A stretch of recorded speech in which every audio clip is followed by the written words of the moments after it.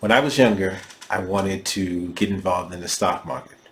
I figured, hey, I could just buy stocks when they're cheap, let them go up. As soon as they go up, start selling them for a profit. Boom, rinse and repeat. Basically, without knowing the name of what it's called, I wanted to day trade.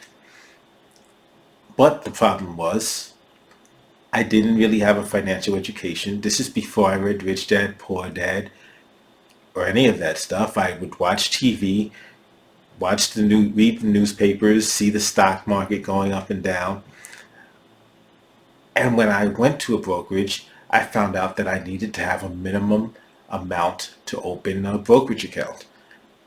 Also, I would be charged for each transaction because there was commissions. It's 2021, and Robinhood has changed the game.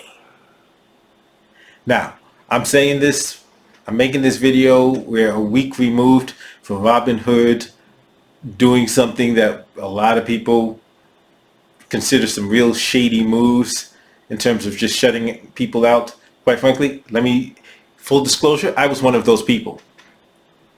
You see, I wanted to buy AMC stock and Nokia stock, specifically Nokia stock, the morning, that Thursday morning that Robinhood decided to shut people out.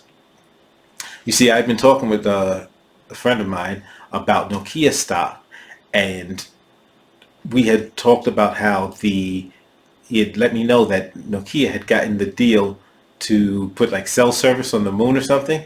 And I said, okay, this is something that is interesting to look at. Like, this could be a company that will have some long-term growth. I said, you know what? I got to buy some stock, but I didn't do it right away. That happens a lot. A stock comes to your attention, you don't make the move right away, and it just gets away from you.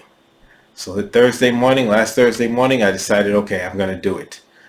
Before the markets opened, ran over to the bank, deposited money, put some cash into my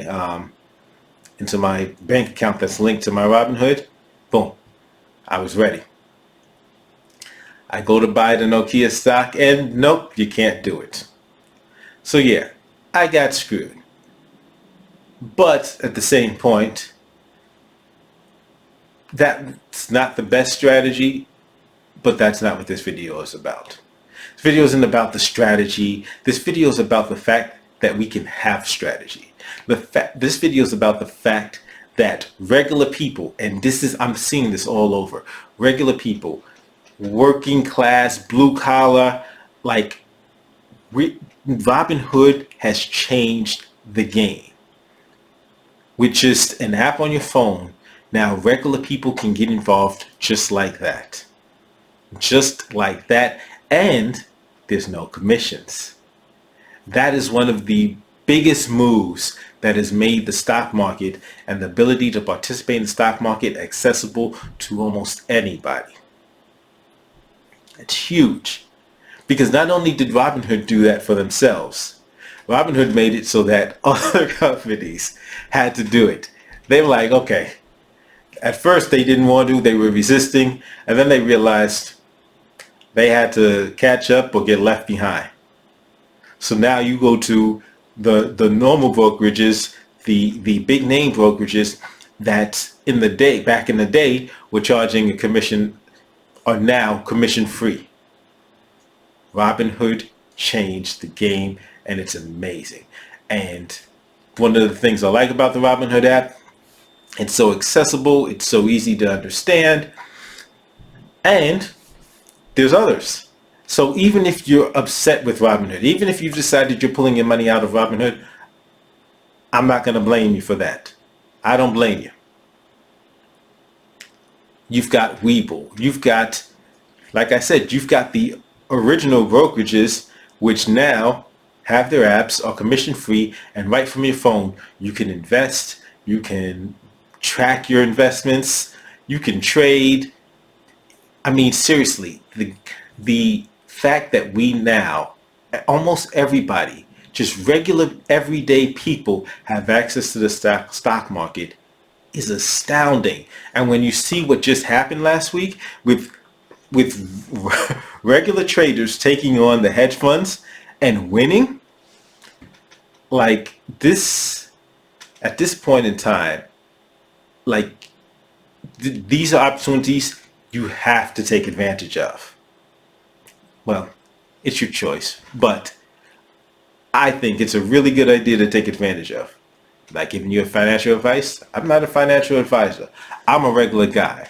But I'm a regular guy, and along with my friends, I'm like, listen, if we got the money, why not? Instead of spending money on lottery tickets that have just horrible odds, you can spend money on stocks that'll grow. Compare a stock to a savings account.